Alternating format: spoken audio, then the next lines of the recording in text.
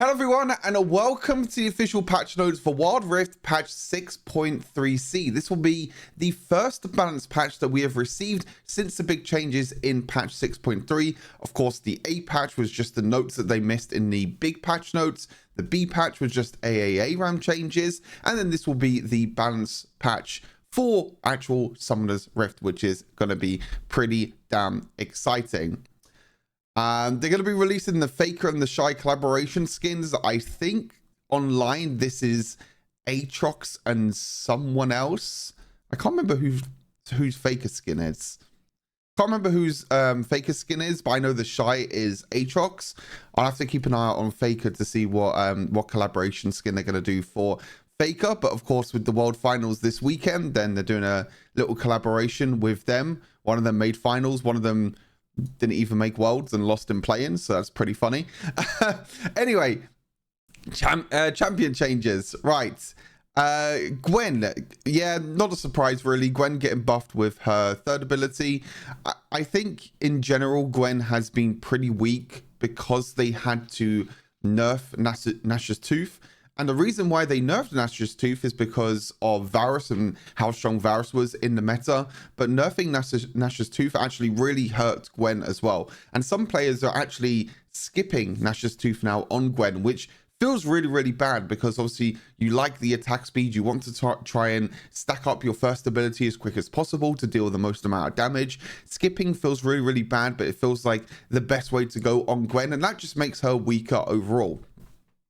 So the only buff that they are doing, which is kind of surprising, is the third ability, the enhanced attack damage. So with your auto attacks with your third ability, it's scaling a little bit with extra ability power. Not the biggest buff in the world, but will help a little bit during laning phase. Urgot, yeah, one of the weakest champions I think in the game right now. I think a lot of people actually think that Urgot is decent. I don't know how, honestly. Every time I see Urgot, it just never really feels good. You don't really have any engage. You can easily get dodged by all of your abilities. You're very, very slow as well with your second ability. So there's not really a lot of ways to engage. There's not really a lot of ways to deal damage. There's so much mobility and so much crowd control in the game that it makes it very difficult for Urgot to even get onto the backline to use things like his ultimate. So the first ability base damage is going up in the early stages of the game, up by 15 damage at level 1, which is quite nice, 10 damage at level 2, and 5 damage at level 3, staying the same at maximum rank. Really, really good for his laning phase. This will help him poke a little bit more and deal more damage. And Purged, his second ability, the base damage is going up from 6 to 10. So some actually really, really nice buffs for Urgot. This will hopefully help him out a lot, especially during that, early laning phase, and also help him do a little bit more damage in fights. But like I said, it's just the way the champion works right now, it just doesn't really suit the meta at the moment. It doesn't really suit this like dive play style, diving in onto the backline, doing a bunch of damage. You can't really do that with Urgot. You're kind of like a marksman a little bit, and you're just trying to do as much damage to the front line as possible and trying to break through, and then maybe use your ultimate on the front line and then flash into the backline to fear everyone. So that's kind of the play style that you're going for at the moment. But this damage is definitely going to help out Urgot a lot, in my opinion. Malphite tanks in general have been a little bit weaker now because of the changes to the defensive boots, both the armor and the magic resist boots. Tanks are a little bit weaker, so Malphite's getting a little bit of a buff. This is actually a very, very scary buff, and the reason why is that most Malphite players now actually max their second ability first. And you can imagine the amount of extra bonus damage you deal now with your second ability, plus you get an extra 4 attack damage as well. Malphite might be in a position where you can actually walk up and start winning trades against some of these bruisers during the laning phase, because you just take your second ability, you max your second ability first, and you just walk up and you auto attack someone. And of course, you're building things like Iceborne Gauntlet, Thor Mail, and you're dealing so much. You're going to be dealing so much damage now, I feel like, with this change. So Malphite, I think, is definitely going to be a champion to look out for next patch, especially of course when you're against a lot of AD champions. When you're against a lot of AP champions, then Malphite is pretty weak, so it's a bit of a situational champion.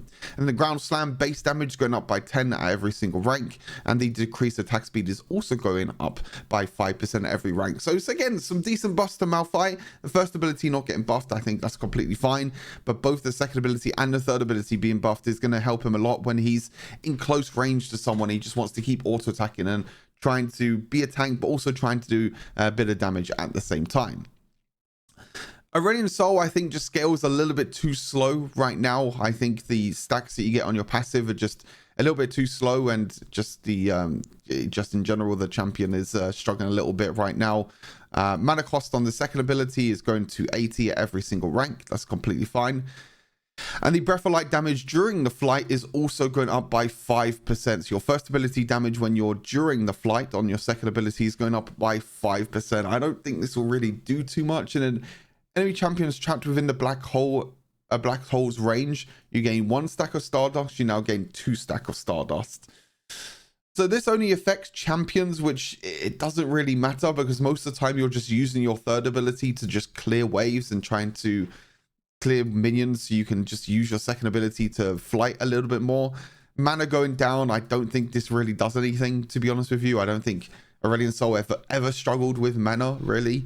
Little bit of damage on the second ability, and then the third ability is just a little bit more stacks on your passive when you hit a champion, which you might do in team fights, but most of the time you're just using this on minions to try and get stacks towards your passive and your ultimate, you know, your upgraded ultimate, to try and get that online. So again, not really too sure about these buffs, to be honest. I don't think these are going to really impact Aurelion Sol too much, in my opinion. Some Zed buffs, base armor and base magic resist will definitely help him during the laning phase. Mid lane Zed is just not really a thing at the moment. Jungle Zed is just a lot better and a lot more viable, because you kind of avoid that early game terror that you have when playing Zed mid as a melee champion. So these are just gonna, but this is just gonna buff his laning phase, which is quite nice. Damage dealt to other enemies in the past. So plus bonus attack damage. So I believe this is not the first enemy hit. This is the other enemies behind it as well. So the base damage going up. Wow, the base damage a little bit later on is a bit crazy, and also you get some bonus attack damage as well. Okay, some nice buff to Zed.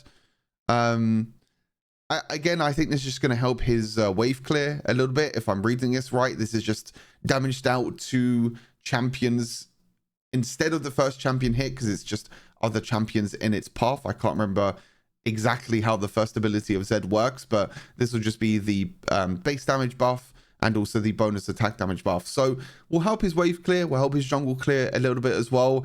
I don't think it'll mean too much in team fights, because obviously in team fights you're just trying to assassinate one person and then trying to escape, which I think is going to be very important. But wave clear will help, and it will help his jungle clear a little bit as well. This base armor, base magic resist might help his early skirmishes as well, but most of the time you don't really want to, you know, go for early skirmishes against someone like Lee Sin or Xin Zhao or someone like that, because they're just going to do so much damage. But nice early game buff for Zed, a nice little damage buff as well.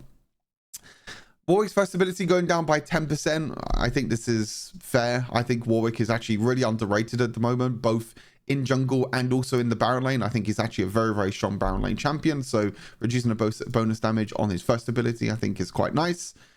Nocturne, a lot of people have been telling me is kind of like sleeper OP, and I guess Riot also think the same as well. I've been talking to a lot of junglers, and a lot of junglers have been saying, you know, I need to try out Nocturne. Nocturne is very strong and very, very powerful. So yeah, Nocturne receiving a base attack damage nerf on to help, you know, to her nerf, sorry, I should say, his early jungle clear speed and also his early skirmishes. But I guess in general, Nocturne is just a champion that just punish bad players in a way that overextend. If you find a lane that overextends, you just use your ultimate and you can just get on top of them straight away, and you can do so much damage with Nocturne. I think it's just more of a champion that likes to punish a lot. So Nocturne getting a bit of a nerf there. Zoe's base attack damage going down from 58 to 54. I mean, Zoe is performing very, very well. I think the problem with Zoe is that she's just a very high skilled champion, so she can be very, very difficult to master.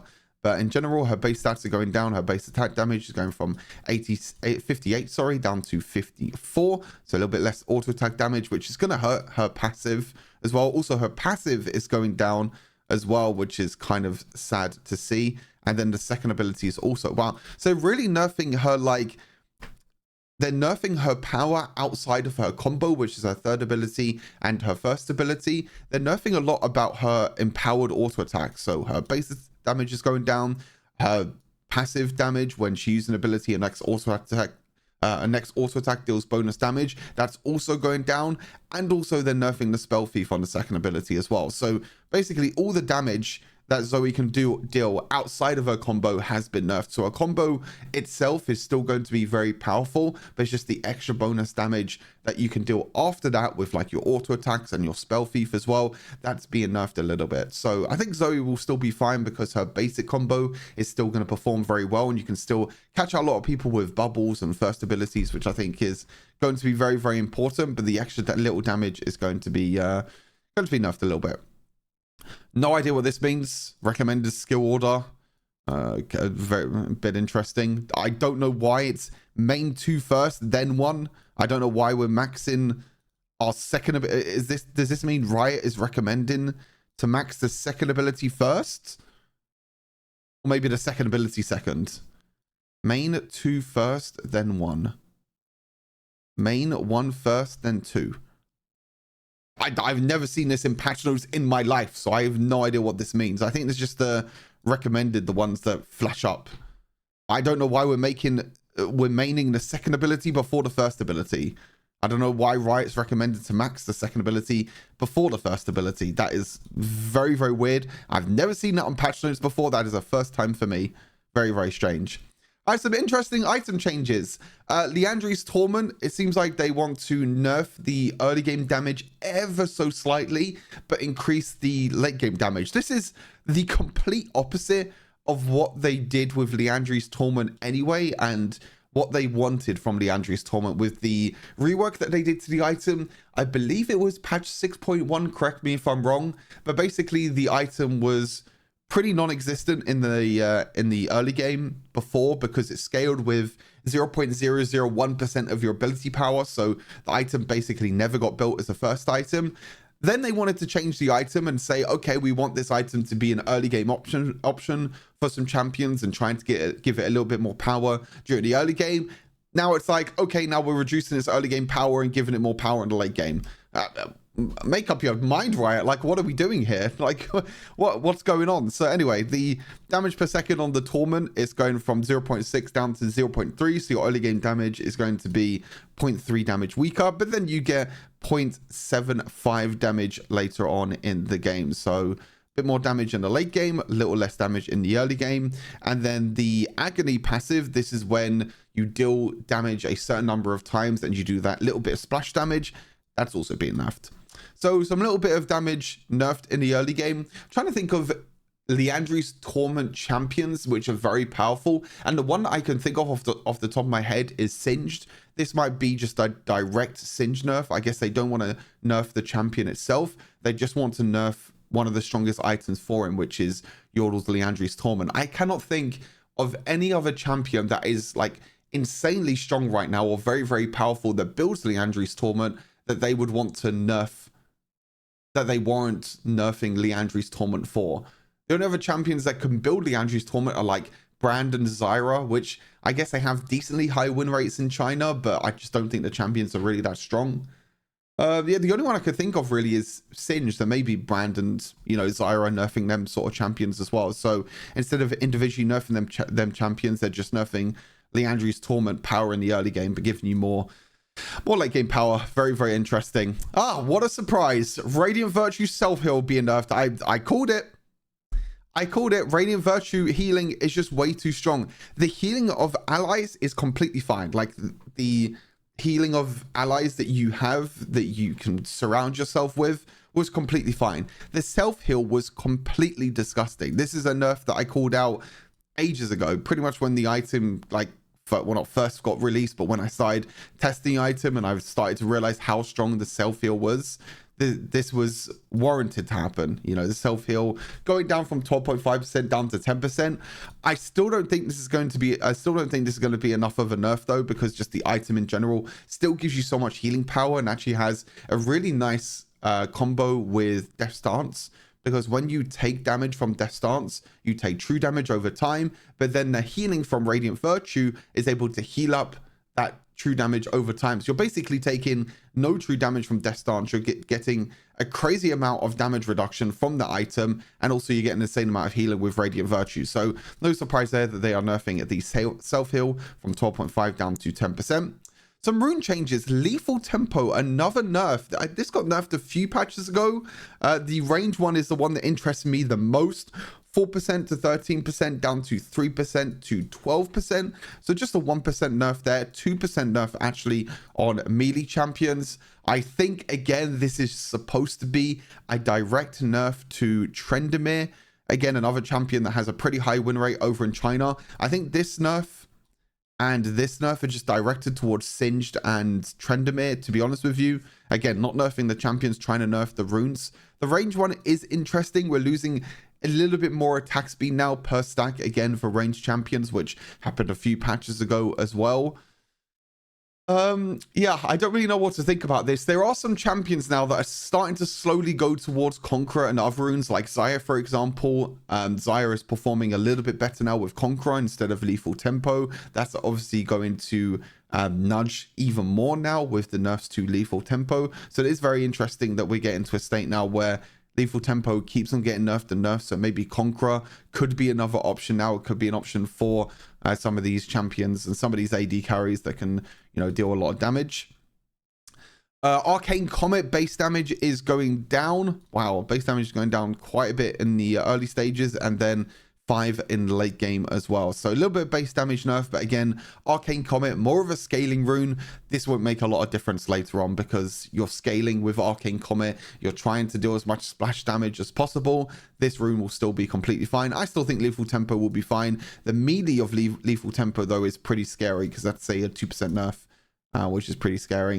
And then First Strike bonus true damage being dealt, going down from 8% down to 7%. I think they really want players to actually try out Dark Harvest. I said in my rune tier list video that First Strike is just a better Dark Harvest at the moment because there are so many ways in which you can turn invisible. There are so many ways in which you can hide around and be the first person to deal damage. And dealing that extra bonus true damage, the 8% before, was very, very nice.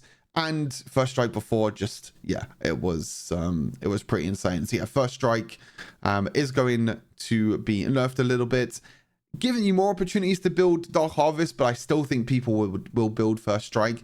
Going down by 1% damage, I don't think is too much. I don't think it will affect too much. And Dark Harvest in general is a pretty weak rune. I'm surprised they didn't buff Dark Harvest, to be honest with you, which is very, very interesting. So that's all the changes. We have some bug fixes. This I saw in game, which is quite funny. This I saw, I was able to pick up a repulsor. And I was like, oh, repulsor's still in the game. So yeah, that's there. Fix above Radiant Virtue incorrectly appeared under the Mad Resist category. Okay. Fix above where Syndra's ultimate execution effect caused incorrect data tracking for the Axiom Arcanist rune. Oh! Wow, that is interesting. Okay.